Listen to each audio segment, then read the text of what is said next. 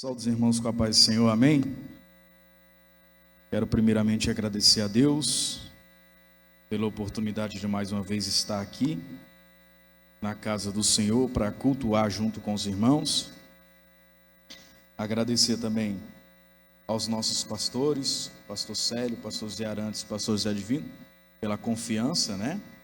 E o coordenador, pastor Hélio, também pela confiança de nos entregarmos essa oportunidade de estarmos falando um pouco mais sobre a palavra de Deus, né?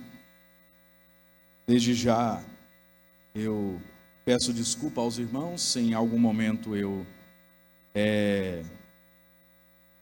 me atrapalhar, mas é a primeira vez que eu dou aula para a classe dos adultos. Já sou professor há 2 anos, mas da classe dos jovens. Nessa oportunidade eu quero louvar a Deus pela primeira vez que estou aqui lecionando a Escola Bíblica Dominical para os adultos. Amém? Irmãos, a lição desse trimestre, como já foi bem aqui declarado, ela está a propor o ensinamento, a compreensão da revelação de Deus por meio da Santíssima Trindade, né? O pastor Douglas Batista, que é um pastor já de longa data, é líder da Assembleia de Deus Missão no Distrito Federal, ele é coordenador de centro teológico, escritor já há muitos anos, e veio a ser o comentarista dessa lição da Santíssima Trindade desse trimestre. E ele se coloca como um servo de Deus, né, para nos ensinar, à luz das Sagradas Escrituras, um pouco mais sobre Deus, sobre a Santíssima Trindade. Desde já é bom deixarmos claro que uma das objeções que mais existe com relação a essa doutrina, a essa sistemática teológica, é o entendimento de que Trindade, né, a palavra Trindade, Santíssima Trindade, ela não se encontra, né, nos originais, dentro da Bíblia Sagrada, e realmente ela não se encontra. Mas não se encontrar explícito e claro a palavra não quer dizer que o conteúdo doutrinário dela não esteja tipificado na Bíblia Sagrada, né? Nós temos exemplo disso a questão da onisciência, né? Todos nós sabemos que Deus é onisciente, mas não existe um texto explícito na palavra de Deus falando a terminologia onisciência. Não existe um texto bíblico explícito usando a terminologia onipresença, né? A própria bênção apostólica, não existe um texto bíblico escrito, essa é a bênção apostólica. Mas nós temos a compreensão da bênção apostólica inserida em 2 Coríntios capítulo 13, versículo 13.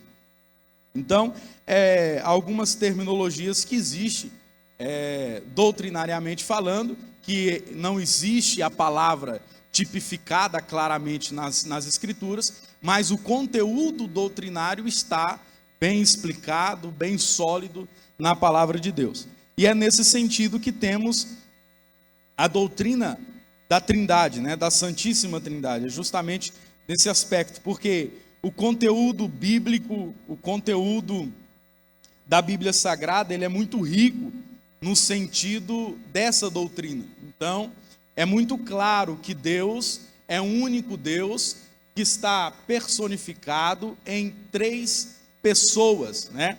Não é que sejam 3 deuses, mas é um único Deus personificado em 3 pessoas.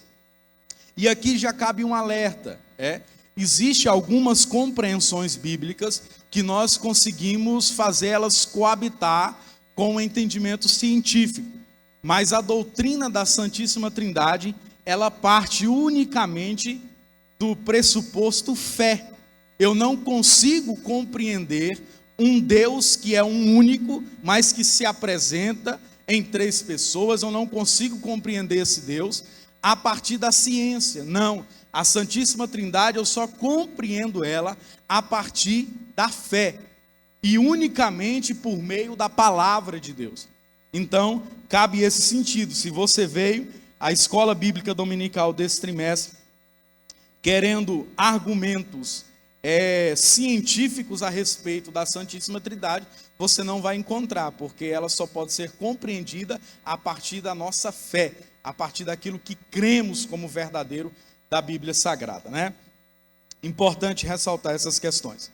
Então, o pastor Douglas, ele traz nessa primeira lição uma introdução, algo introdutório a respeito da Santíssima Trindade, né? Nessa lição, ao longo do trimestre, ainda estudaremos a respeito do Deus Pai, que é a segunda lição, a respeito do Pai que enviou o Filho, que é a terceira lição, a respeito da paternidade divina, que é a quarta lição, a respeito do Deus Filho, que é a quinta lição, o Filho como verbo de Deus, que é a sexta lição, a sétima lição vai falar da obra do Filho, a oitava lição vai falar o Deus Espírito Santo, a nona lição vai falar o Espírito Santo, o regenerador, a 10ª lição, o Espírito Santo, o capacitador, a 11ª lição, o Pai e o Espírito Santo, a 12ª, o Filho e o Espírito, e a 13ª lição, a Trindade Santa e a Igreja de Cristo. Partindo desse entendimento de que a fé é algo essencial para compreendermos essa doutrina, o escritor da lição, ele traz um texto muito importante, e é um texto basilar dessa doutrina da Santíssima Trindade, que está registrado em Mateus capítulo 3, versículos 13 a 17. Também está registrado nos demais evangelhos, né, que compõem os evangelhos sinóticos. E é interessante esse texto que o pastor Gibeon leu, porque ele traz de forma clara a distinção que há entre as três pessoas da Santíssima Trindade. E às vezes nós, como pentecostais, e isso é uma coisa que nós precisamos mudar, muitas vezes nós negligenciamos esse estudo mais aprofundado, porque gostamos muito da experiência do manifestar do Espírito Santo. Mas o manifestar do Espírito Santo sem a compreensão de quem é o Espírito Santo, o manifestar de Jesus sem a compreensão de quem é Jesus, o manifestar de Deus sem a compreensão de quem é Deus, ele de nada serve, a não ser de um momento que se torna passageiro, porque o que liberta, o que edifica e o que transforma é o conhecimento da verdade. Conhecereis a verdade e ela vos libertará. Então, o que transforma e o que liberta, o que edifica e o que mantém o crente firme na casa de Deus é o conhecimento da verdade. Então, é muito bom estarmos no culto do domingo, mas mais importante é compreender o porquê que o Espírito de Deus se manifesta no culto de domingo. Quando nós estamos na escola bíblica dominical, nós temos essa compreensão. Então, o escritor traz essa passagem bíblica do batismo de Jesus Cristo, e há aqui algumas verdades que precisamos compreender à luz do texto bíblico para entendermos essa doutrina da Trindade.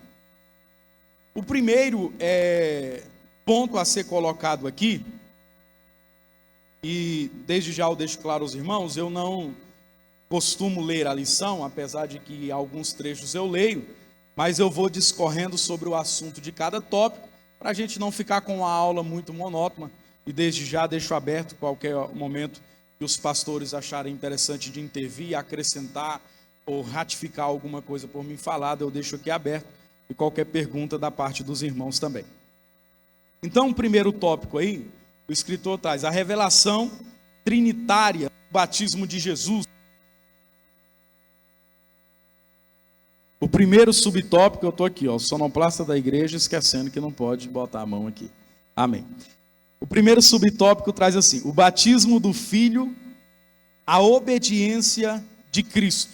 Então o escritor, ele faz-nos um convite a compreendermos, a partir desse texto que ora fora lido, a obediência do Filho e a revelação da Trindade nesse texto. É interessante porque o batismo de Jesus, aqui registrado em Mateus capítulo 3, versículo 13, ele é registrado e ele é vivido por Jesus para que seja cumprida toda a justiça. Para que seja cumprida toda a justiça de Deus. É interessante termos essa compreensão, porque Deus, Jesus, né, ele veio cumprir toda a justiça. Tudo aquilo que era necessário ser cumprido, Jesus cumpriu, mediante a sua vida e o seu ministério terreno. Romanos capítulo 10, versículo 4, o apóstolo Paulo diz o seguinte: porque o fim da lei é Cristo, para a justiça de todo aquele que crê. Então, Paulo, na carta aos Romanos, ele está especificando que Jesus, ele cumpre toda a lei, porque ele é a justificação do cristão. Ele não poderia pecar e ele não podia pecar, porque ele precisava oferecer um sacrifício perfeito, ele precisava ser justo, porque somente ele, como justo, poderia se colocar no tribunal na condição de pecador. Ele justo, sendo o pagador dessa dívida, ele se coloca como um justificador do pecador. E quando Deus olha para o homem que crê em Cristo Jesus, ele já não vê mais um ser humano condenado, ele vê uma nova criatura justificada pela obra de Jesus Cristo na cruz do Calvário. Glória a Deus por isso. Então Jesus, ele precisava, ele necessitava cumprir toda a justiça divina, porque ele era obediente e precisava oferecer um sacrifício reto, justo e santo. Então o escritor traz esse primeiro entendimento de que o batismo de Jesus, a primeiro momento, ele é para cumprir toda a justiça. O batismo de Jesus também é uma forma do próprio Jesus se identificar com o pecador, o próprio Jesus se identificar com o cristão, que é o que está registrado em Mateus capítulo 5, versículo 17. Então Jesus se utiliza do batismo também para se identificar com o pecador. Mateus capítulo 5, versículo 17 diz: não cuideis que vim destruir a lei ou os profetas, não vim destruir, mas cumprir. Jesus está cumprindo a lei para se identificar com aqueles que tentavam cumprir a lei, mas que não podiam, por causa da natureza humana caída. Então Jesus se identifica com o pecador. O próprio escritor aos Hebreus, no capítulo 4 da carta aos Hebreus, ele identifica que Jesus, ele é o nosso sumo sacerdote da linhagem de Melquisedeque, e ele não é um sacerdote que seja indiferente a nós. Na verdade, ele é um sacerdote que viveu todas as nossas necessidades como pessoa. Então Jesus se coloca nessa situação para se identificar com aqueles a quem ele ia redimir, com aqueles a quem ele ia salvar. Então é uma segunda questão que é trazida pelo escritor na relação do porquê Jesus necessitou ser batizado. E é interessante compreendermos que o batismo de Jesus, ele não parte do princípio do arrependimento. O batismo de Jesus parte do princípio de cumprir toda a lei, de se identificar com o pecador, mas ele não parte do princípio do arrependimento. Por quê? Porque Jesus não possuía pecado. Se Jesus não tinha pecado, não tinha de que ele se arrepender. Então o batismo de Jesus é unicamente Jesus cumprindo as sagradas escrituras e sendo obediente à luz da palavra de Deus, para que nós seguíssemos o seu exemplo e para que ele fosse o nosso justificador. Então, quando alguém usa o argumento de que Jesus tinha pecado porque ele precisou ser batizado, apesar de ele falar para João Batista, é necessário que isso agora seja realizado, ele não parte do princípio da necessidade por questão do arrependimento, ele parte do princípio da necessidade por questão de obediência e de cumprir toda a lei de Deus. Então Jesus não tinha pecado. 2 Coríntios capítulo 5 e 21, o apóstolo Paulo deixa isso claro. Hebreus capítulo 4, versículo 15, que é uma passagem que ora acabei de suscitar, que ele foi um sacerdote que foi tentado em todas as áreas, mas ele não cedeu, ele não pecou. Então ele foi um sacrifício perfeito. E partindo desse princípio, é que nós temos a compreensão de João, capítulo 1, versículo 17.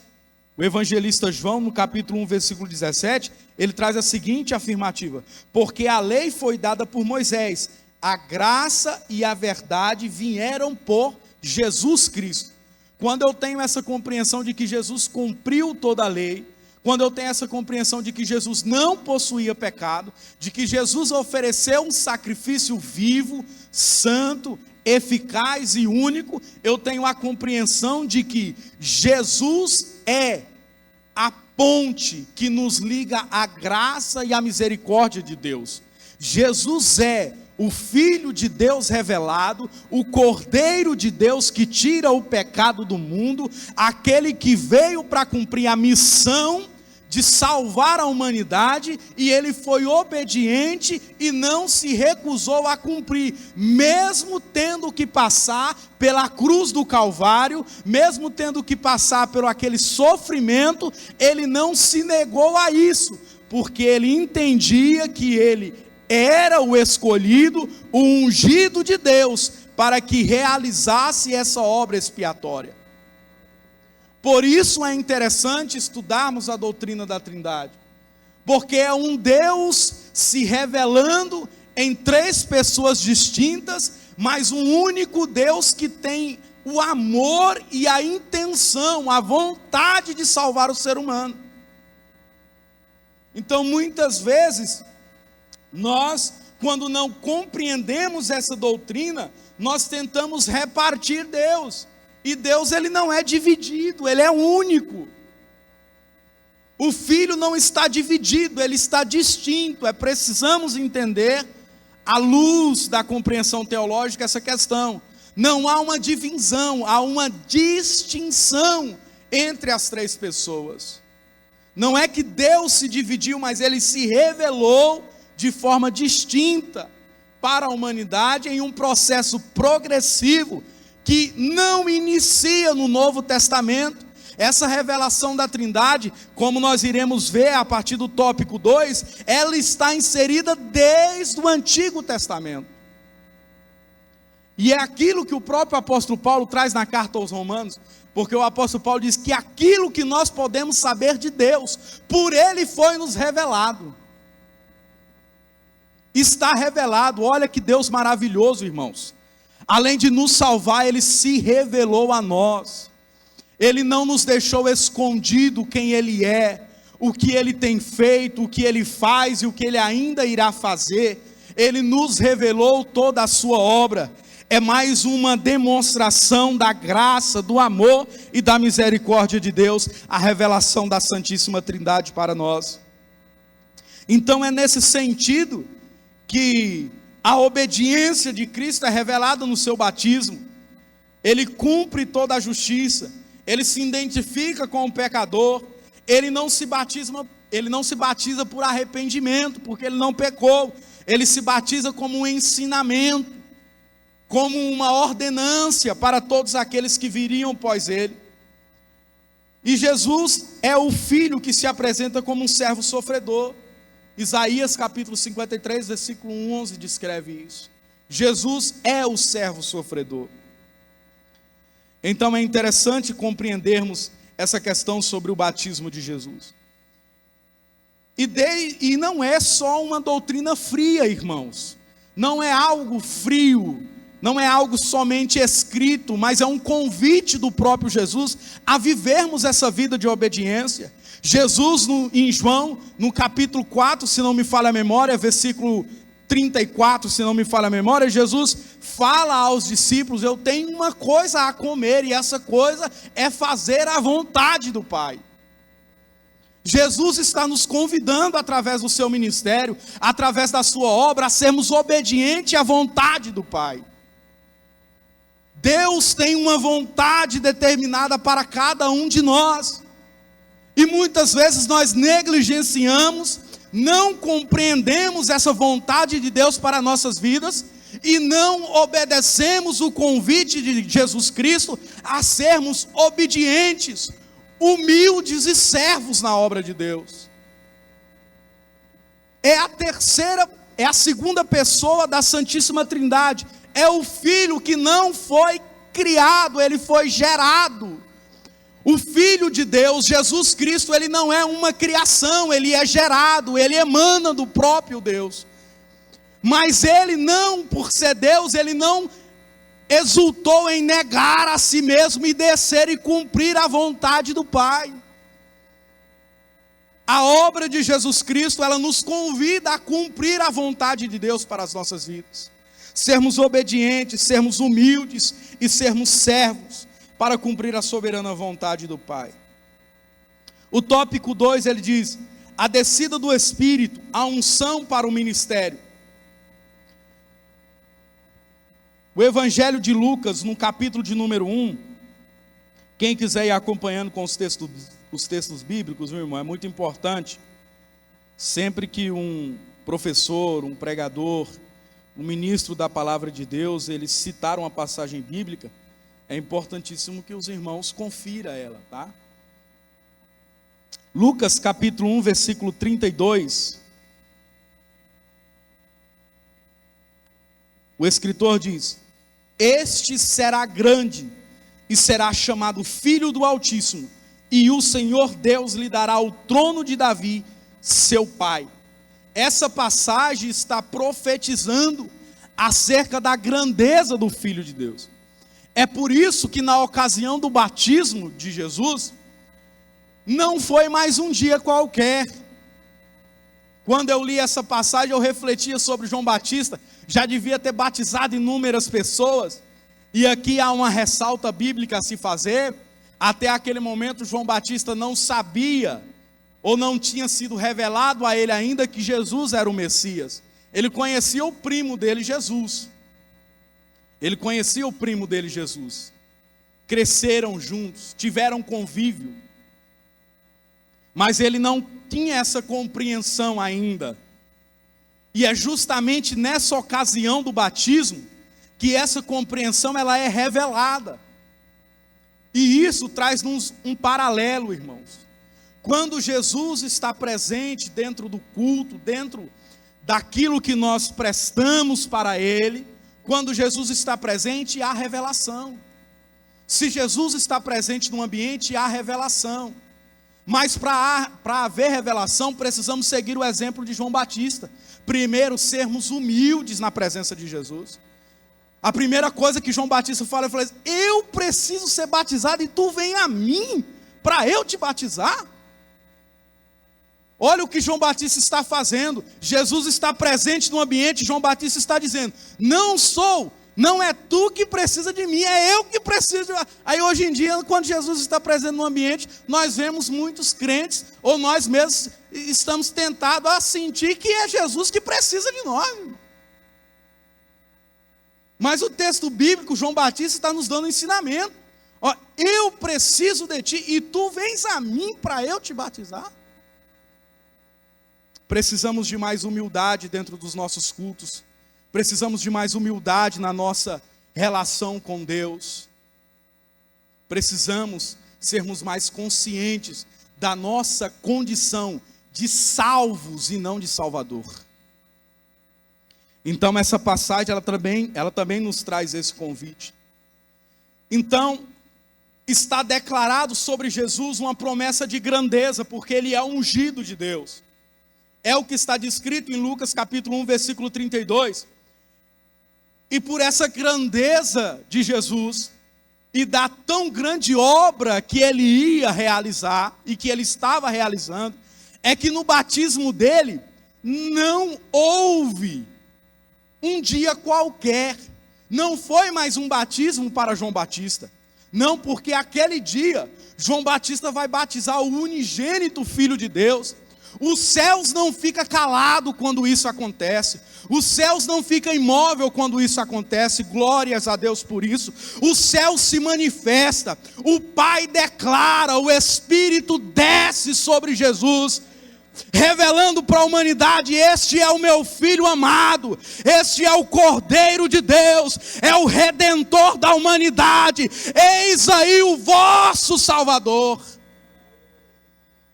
Há uma movimentação no mundo espiritual, há uma movimentação no céu, quando Jesus segue para cumprir a lei, para ser batizado por João Batista. Então o céu se move.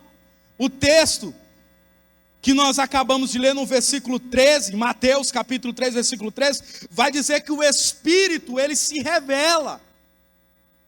Porque ele desce como? Não é que o Espírito é uma pomba.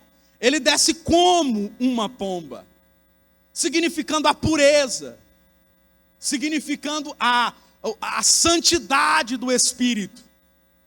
E não é que a partir daquele momento Jesus passa a ter o Espírito, não. A revelação do Espírito Santo descer como uma pomba, ela é para nós e para João Batista. É só ler o texto, porque João diz, João declarando no evangelho dele, ele declara que a partir daquele momento, no dia seguinte, é que João Batista faz aquela grande declaração: eis aí o Cordeiro de Deus que tira o pecado do mundo. Por quê? Porque no dia anterior, ele viveu a experiência da confirmação da revelação de Jesus. Quando ele vê o Espírito Santo descendo sobre Jesus, ele tem a confirmação de que aquele era o Messias. João Batista tem a confirmação de que eu preparei o caminho para este. Eu aplanei os vales para este.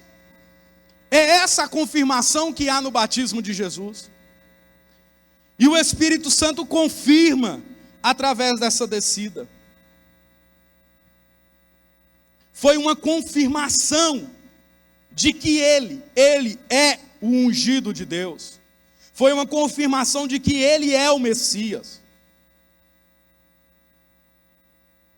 E é interessante porque o Espírito não é dado a Jesus de forma limitada. Não, Jesus possuiu o Espírito de Deus sem medidas. Ele possuiu por completo. Tudo aquilo que Jesus fez foi mediante o poder do Espírito Santo. E hoje a gente tende a querer fazer as coisas por amuleto,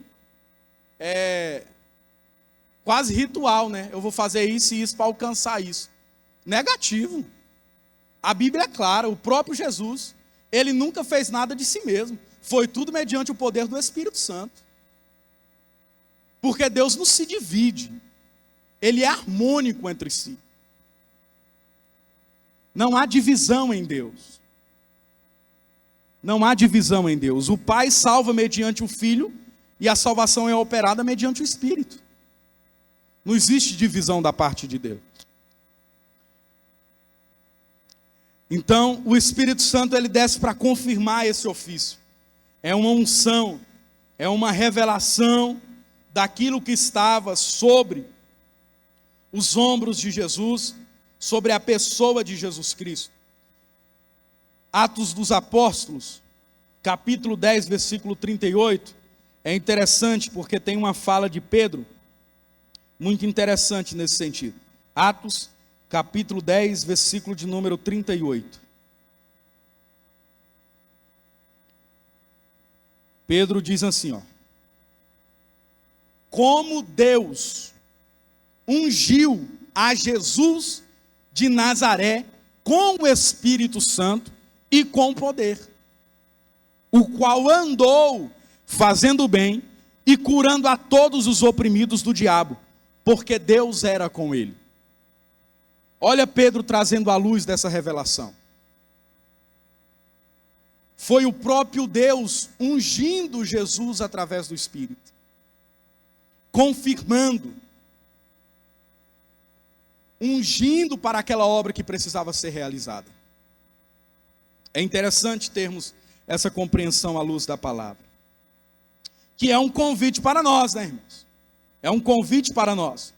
Lucas, capítulo 24, versículo de número 49. Eu não sei se os irmãos gostam, eu gosto muito de citação bíblica.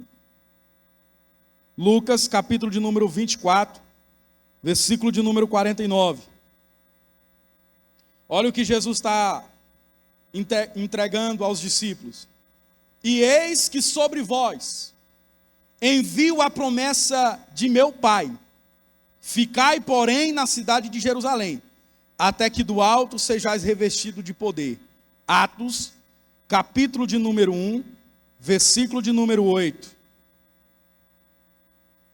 Mas recebereis o poder do Espírito Santo, que há de vir sobre vós, e ser-me-eis testemunhas, tanto em Jerusalém, como em toda a Judéia e Samaria, até aos confins da terra. Negligenciar a unção, a presença e a capacitação do Espírito Santo é algo prejudicial para as nossas vidas como igreja de Deus.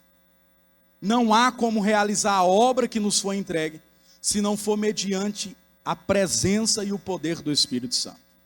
Não há como, não há como. E o Espírito Santo, ele não está somente restringido a um momento de avivamento, a um momento de movimento, a um momento de experiência. Não, o Espírito Santo, ele está muito, mas muito além disso. Ele está muito além disso. Ele está ligado intrinsecamente àquilo que somos e fazemos como igreja de Deus. É por isso que nós somos pentecostais, porque nós acreditamos numa atuação do Espírito Santo no início, no meio e no fim da obra de Deus. Nós acreditamos no Espírito Santo que, como Deus, estava, está e estará no meio da igreja. Nós acreditamos no Espírito Santo, que, como diz em Gênesis, estava pairando sobre a face das águas, e o termo hebraico ali usado indica como se fosse uma galinha que para em cima dos ovos para chocar, indicando que Deus só realiza a obra da criação a partir do momento que o Espírito Santo está sobre a face das águas e da terra, preparando o terreno para que quando Deus falar, haja luz, haja luz. É por isso que precisamos compreender. O Espírito Santo, ele não está reduzido somente a um momento e a uma emoção. Ele é o poder de Deus, a terceira pessoa fluindo dentro de nós. Precisamos ter essa compreensão. Subtópico 3. A voz do Pai, a aprovação celestial. O texto sagrado diz que o próprio Deus bradou dos céus. Há pouquíssimas ocasiões no Novo Testamento em que Deus brada, a voz de Deus ela é audível do céu. Há pouquíssimas ocasiões. A primeira ocasião no texto sagrado é esta.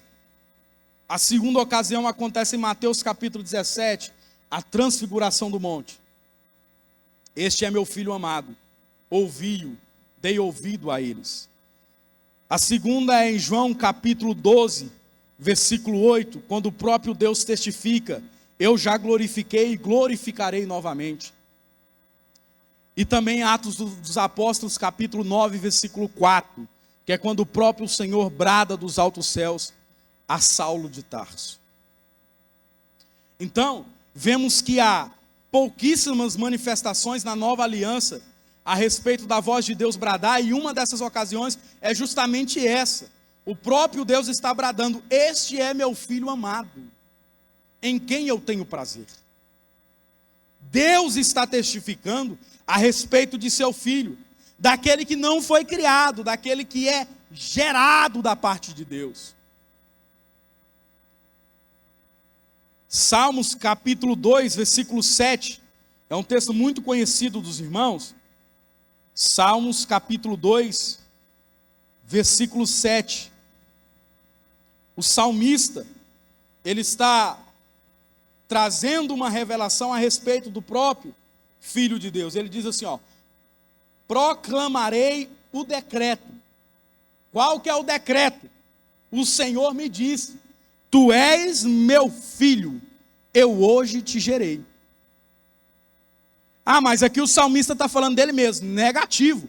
A palavra de Deus lá em Hebreus, ela traz luz nesse sentido, declarando que aqui o salmista estava falando a respeito de Jesus. Porque lá em Hebreus, o escritor aos Hebreus diz, qual deles Deus o exaltou mais que os anjos? Aí o escritor aos Hebreus diz assim, porque qual dos anjos ouviu da parte de Deus, este é meu filho amado e hoje te gerei? Então, a palavra de Deus, ela responde ela mesma. Então, por mais que alguém possa compreender que o salmista está falando aqui de si mesmo, não está, porque o escritor aos Hebreus traz luz de que essa passagem está falando a respeito de Jesus, o unigênito Filho de Deus, partindo da ideia de que ele não foi criado, ele não é obra da criação, por isso que ele está superior à criação, porque ele não é algo criado, ele foi gerado da parte de Deus. E ele é gerado da parte de Deus, conforme está descrito nos textos que acabamos de ler. E a filiação dele, ela não é terrena. Essa filiação não é algo passageiro, não.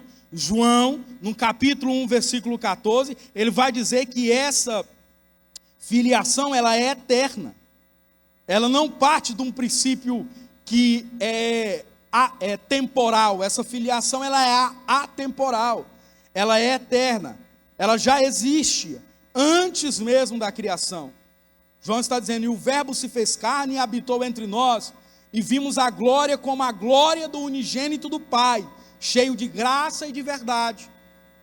João está falando, Jesus não é gerado no meio, aqui para nós entendermos, das Sagradas Escrituras. Jesus não é gerado em Mateus, no Evangelho segundo escreveu Mateus, naquele período não. Jesus é gerado antes da criação, ele existe como Deus, ele foi gerado da parte de Deus, ele é eterno, porque ele é o próprio Deus, é a essência, que é isso que iremos compreender a partir do tópico 2 agora, né? E o subtópico 1, que diz a unidade e a distinção pessoal. Ainda naquilo que ora acabamos de ler a respeito de Jesus, é um convite do próprio Deus, o texto bíblico está nos convidando, não somente a sermos filhos, mas sermos filhos que damos prazer ao nosso Pai. A filiação que o próprio Deus nos traz por intermédio de Jesus, ela nos convida a sermos como Jesus, um filho que dá prazer ao Pai. E como se dá prazer ao Pai? Honrando Ele. Ó, quão bom é quando o filho honra o pai, quando o filho obedece os ensinamentos do pai, quando o filho compreende e aplica os princípios ensinados pelo pai. Então, Jesus Cristo, através desse texto, está nos convidando a sermos filhos obedientes ao pai, mas obedientes para darmos prazer a Deus, para o próprio Deus olhar para nós como filhos prazerosos. É um convite da Sagrada Escritura. Então esse evento ele demonstra de forma clara, irmão, a distinção entre as três pessoas da Santíssima Trindade. O Filho está sendo batizado, o Espírito desce como pomba e o Pai brada dos céus. Então é claro a distinção entre as três pessoas da Trindade. O subtópico 1 do tópico 2 aí, ó, ele vai declarar sobre a unidade e a distinção pessoal entre eles.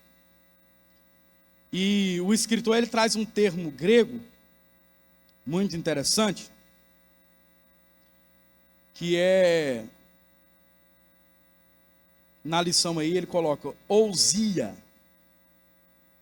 Esse termo grego ele indica uma mesma pessoa que, apesar de se distinguir em três, eles são da mesma substância.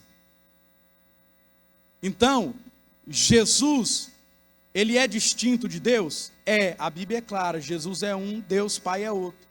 O Espírito Santo é distinto de Deus?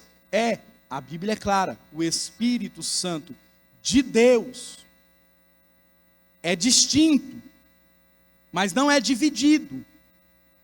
Ele é harmônico, é a mesma substância, é o mesmo Deus, operando, apresentando-se, revelando-se, como três pessoas distintas, mas não divididas entre si. É uma só essência. É interessante compreendermos isso. E cadê a distinção? Ora, Efésios capítulo 1, versículo 4, declara abertamente: o Pai planeja e elege. A eleição é realizada por intermédio do Pai, é a vontade dele. O Filho executa a obra expiatória, João 3, versículo 16. Porque Deus amou o mundo de tal maneira que enviou o seu Filho unigênito para que todo aquele que nele crê não pereça, mas tenha vida eterna. Hebreus capítulo 9, versículo 12 também deixa claro que o Espírito opera a obra expiatória. Jesus opera a obra expiatória, perdão. E o Espírito aplica os benefícios dessa salvação. Tito, convido os irmãos a abrir em Tito, capítulo 3, versículo 5. Tito, capítulo 3, versículo 5. Paulo diz assim, ó. Vou ler do versículo 4, os irmãos compreenderam o texto, para ficar melhor inserido dentro do contexto que Paulo está dizendo. Mas quando apareceu a benignidade e o amor de Deus, nosso Salvador para com os homens, vírgula, não pelas obras de justiça que houvéssemos feito, mas segundo a sua misericórdia, nos salvou pela lavagem da regeneração e da renovação do Espírito Santo.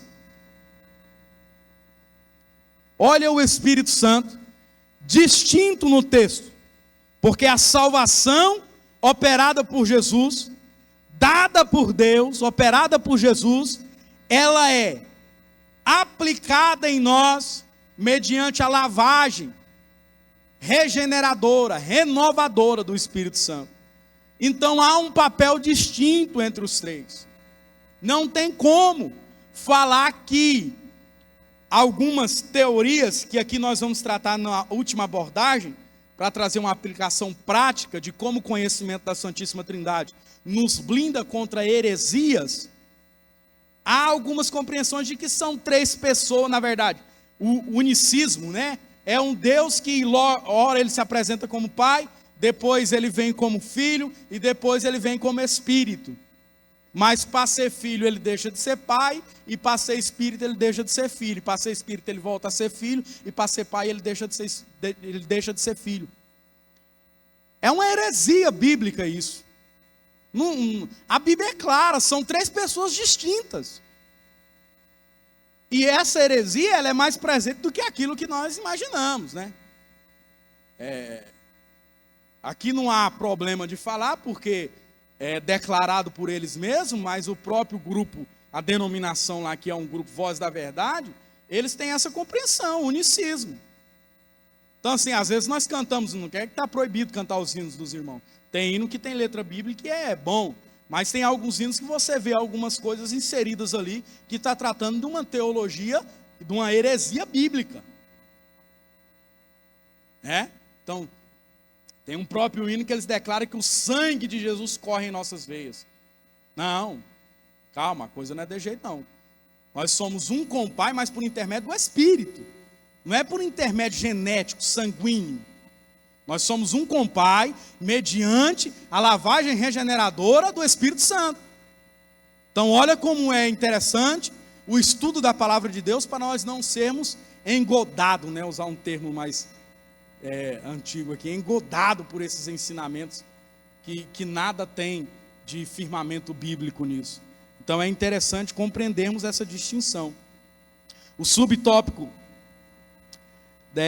2, do tópico 2 aí, diz a pluralidade na unidade no Antigo Testamento. E aqui é interessante, porque a nossa intenção na aula da Escola Bíblica Dominical é os irmãos saírem daqui com a espada do Espírito afiada, né? Então, qualquer coisa não está afiado. Então, a Trindade é coisa só do Novo Testamento.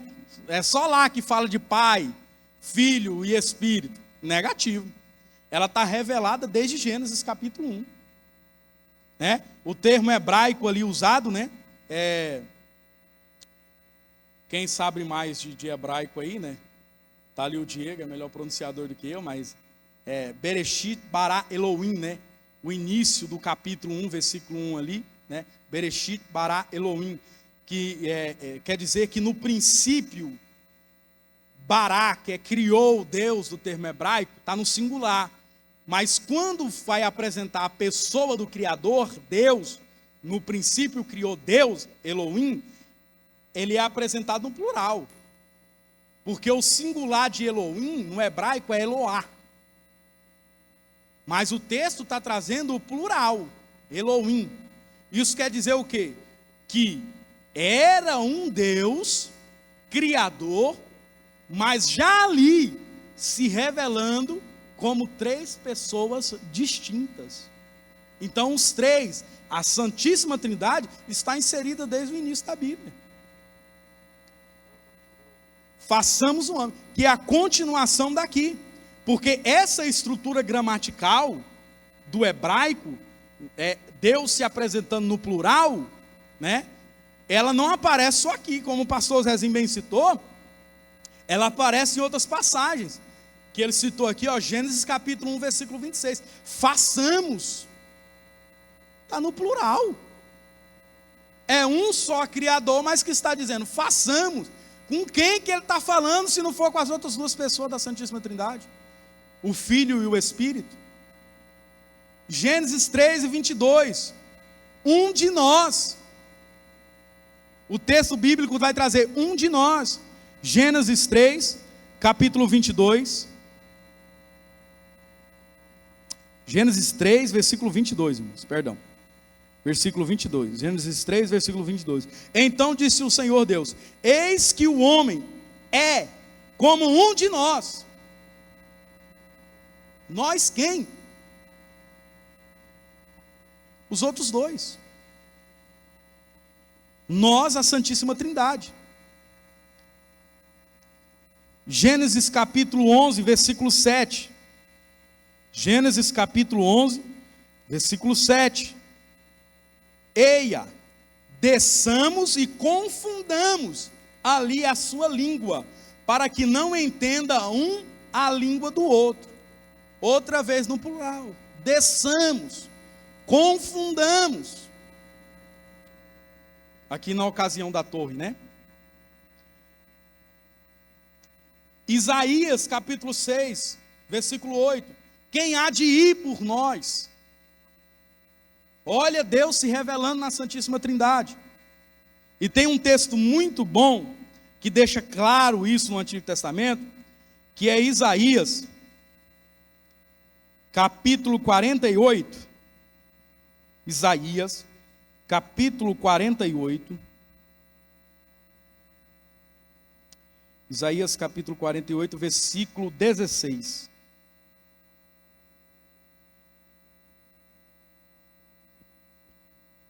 Chegai-vos a mim, ouve isto. Não falei em segredo desde um princípio. Desde o tempo em que aquilo se fez, eu estava ali. E agora o Senhor Deus me enviou a mim e o seu Espírito. O texto de Isaías, capítulo 48, Isaías está sendo usado de forma profética, mas falando como se fosse o Messias. E aí é o próprio Jesus falando, por intermédio de Isaías, e deixando registrado para nós, para que ele se revelasse na Santíssima Trindade. Agora o Senhor Deus me enviou. Eu tenho Deus como quem envia, e eu tenho Jesus, o Messias ungido, como enviado. Só que ele não enviou somente a mim, ele enviou também o seu Espírito. É claro, Santíssima Trindade de forma clara no Antigo Testamento. É interessante compreendermos isso.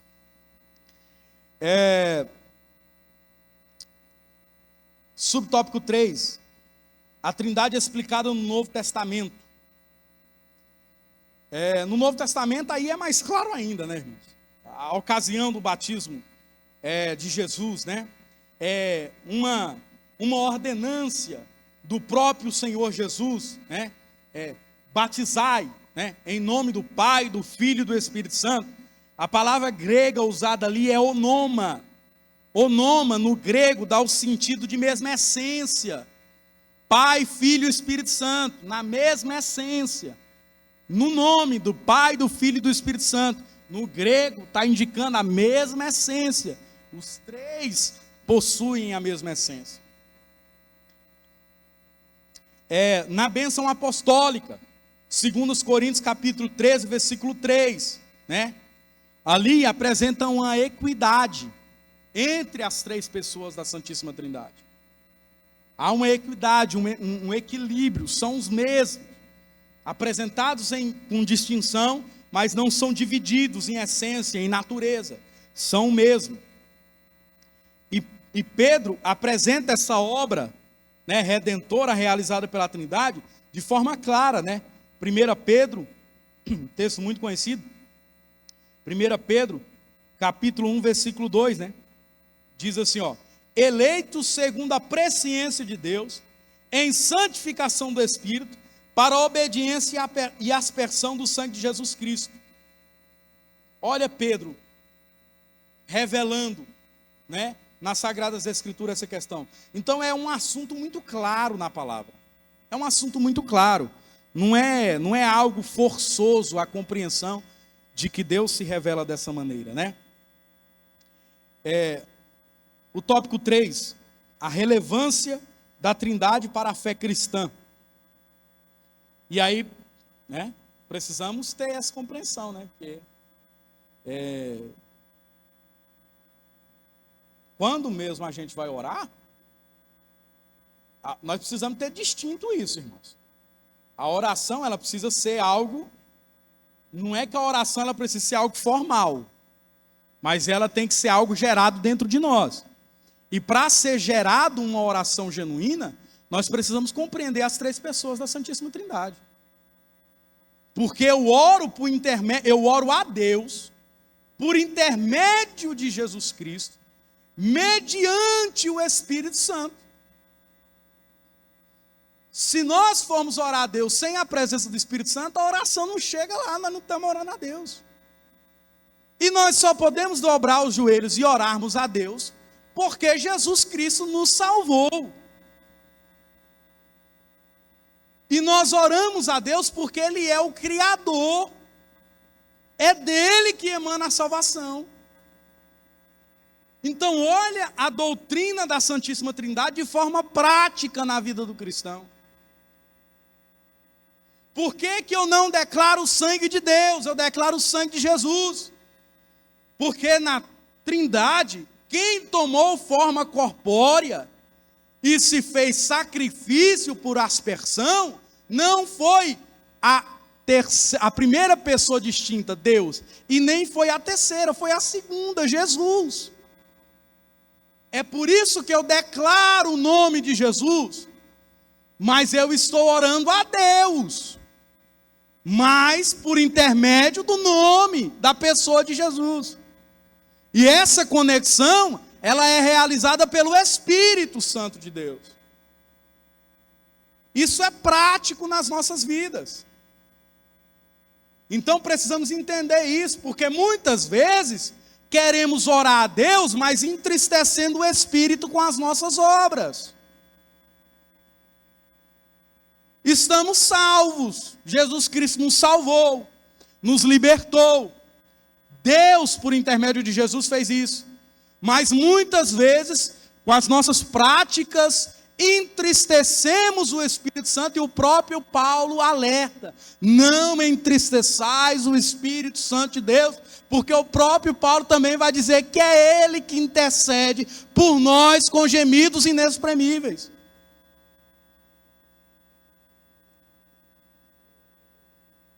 Às vezes eu estou passando por um momento de dificuldade emocional, e eu não tenho a compreensão de quem me auxilia nisso é o Espírito Santo. Porque Ele é o Consolador, o Paracletos. É Ele quem nos cela, é Ele quem nos dá a certeza da salvação. Aí o crente às vezes vai orar a Deus: Deus confirma a minha salvação. E o Espírito Santo dentro dele só esperando, fala comigo. Porque o apóstolo Paulo diz que o Espírito de Deus se comunica com o nosso, declarando que somos filhos de Deus. Precisamos ter essa compreensão da distinção entre os três. Claro, é um único Deus, mas distinto em obra, distinto no papel da criação, no papel da salvação. Precisamos ter essa compreensão. Compreender o que é que entristece o Espírito Santo. Compreender o que é a vontade de Deus. Compreender o que é estar em Cristo Jesus. São termos, são verdades bíblicas que muitas vezes nós negligenciamos, mas que precisamos compreender, irmãos. Porque a não compreensão disso resultará na perdição da nossa alma. Tudo o que está na Bíblia tem que ser compreendido, tem que ser entendido e aplicado. Não há nenhuma verdade bíblica que seja isenta de necessidade de aplicação. Jamais. Né? Igual a figurinha, jamais. Não tem como. Tudo que está na Sagrada Escritura é para ser entendido, não à luz da sabedoria humana, mas na iluminação do Espírito. Olha o papel do Espírito. O irmão vai preparar uma pregação, vai preparar uma palavra, ora ao Espírito Santo de Deus para dar iluminação, irmão. Porque o próprio Jesus disse no Evangelho de João, capítulo 16, se não me falha a memória, e ele vos ensinará. Não há iluminação do texto bíblico, não há compreensão do texto bíblico sem a iluminação do Espírito Santo. Vos fará lembrar. O Espírito faz lembrar aquilo que nós estudamos, né? Se nós não somos leitores da Bíblia, de que ele vai nos lembrar? E outra coisa, o único pecado que não tem perdão é a blasfêmia contra o Espírito Santo. Por quê? Porque é o Espírito que convence o homem do pecado, né? Então, se eu não tenho ao meu lado quem me convence do pecado, tudo bem para mim. Isso é interessante que o pastor Célio trouxe, né? Como eu vou entristecer e como eu vou blasfemar contra a terceira pessoa da Santíssima Trindade, quem é que vai me convencer que eu estou errado? Irmãos, Deus, Ele pode quebrar protocolos, Ele pode fazer, Ele é Deus, né?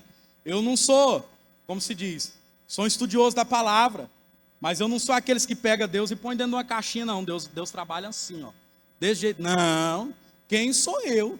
Olha aí, querendo bancar mais do que João Batista, né? Porque João Batista foi humilde, é eu que preciso de ti. E às vezes a gente quer pôr Deus dentro de uma caixinha e falar, Deus, só é Deus se for dessa forma aqui. Não é assim. Agora, princípios, Deus não quebra um. Deus não quebra um. E um dos princípios de Deus, revelado na palavra, é que quem convence o homem do pecado, da justiça e o juízo é o Espírito Santo. Ele vai quebrar isso? Não vai, é princípio. É uma harmonia entre eles. Então, é muito importante isso que o pastor Célio falou. Então, ele vos fará lembrar. Lembrar do quê, irmão, se eu não estudo? Lembrança é algo que eu já tenho. Está aqui, ó. Só passa e o meu cérebro volta a raciocinar aquilo. Mas é algo que eu já aprendi, já compreendi lá atrás. Então precisamos ter esse discernimento.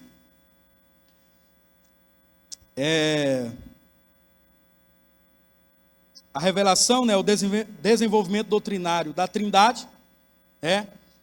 O escritor traz aqui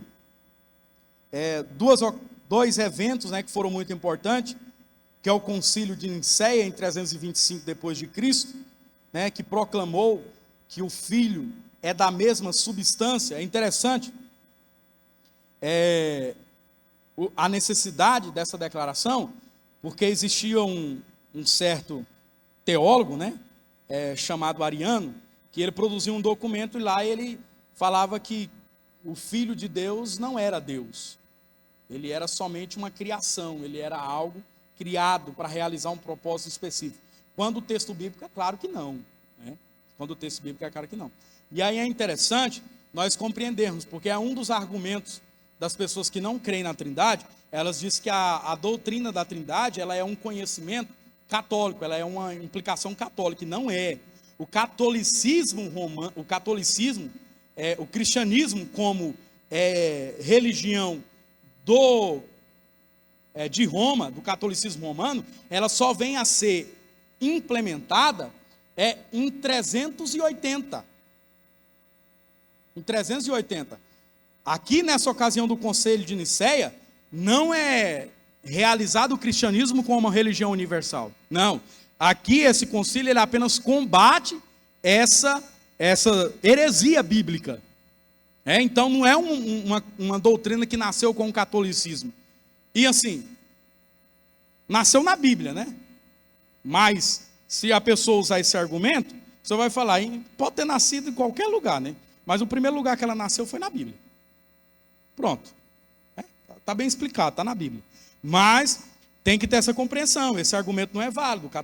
O catolicismo se torna, o cristianismo se torna religião oficial a partir de 380, né? Aqui é 325 depois de Cristo. Então, justamente para combater essa heresia.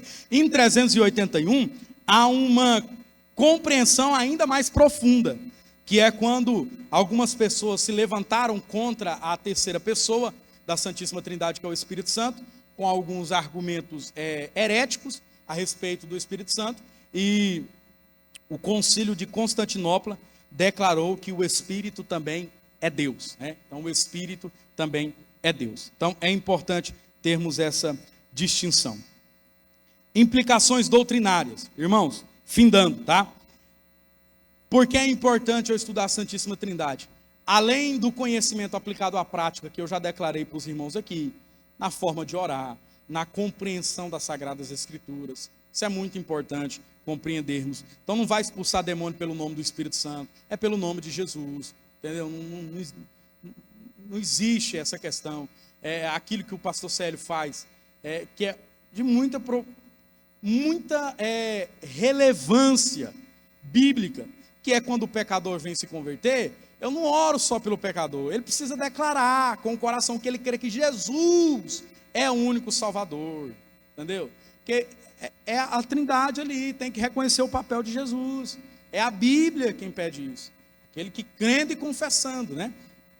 Então isso além dessas implicações, tem as implicações também para combater heresias, né? Algumas das heresias que o escritor trouxe o triteísmo, a crença em 3 deuses separados. Não são 3 deuses separados, tá? Página 9 da lição aí, o subtópico 2 do tópico 3. Não são deuses separados, tá? Tem também o unitarismo, afirma que somente o Pai é Deus, negando a divindade de Cristo e do Espírito Santo, quando não é essa questão. E o unicismo, que é aquele que eu já tinha citado, ou modalismo, que ensina que Deus se manifesta em 3 formas sucessivas. Não é isso, tá, irmãos? O que a Bíblia nos revela, é que há um só Deus que subsiste em 3 pessoas distintas. Deuteronômio capítulo 6, versículo 4. O próprio Deus declara a Israel: há somente um Deus. Há somente um Deus. Então, a compreensão distorcida dessa doutrina tem sérias implicações para a salvação. E a vida eterna é esta. Olha, João, capítulo 17, versículo 3. E a vida eterna é esta, que conheçam a ti, só por único Deus, verdadeiro, e a Jesus Cristo, a quem enviaste. Amém? Eu quero, desde já, agradecer a Deus pela rica oportunidade. Alguma pergunta? Nenhuma pergunta? Peço perdão aos irmãos se de alguma forma eu fui enfadonho na minha forma de expor a palavra de Deus, mas dizer que eu estou sempre aberto ao aprendizado e aquilo que os irmãos entenderem que seja rico para mim em conversar comigo e me instruir um pouco mais em algum detalhe, eu fico aberto, porque eu estou aqui para aprender, como os irmãos também estão para aprender. Amém? Eu agradeço a oportunidade em nome de Jesus.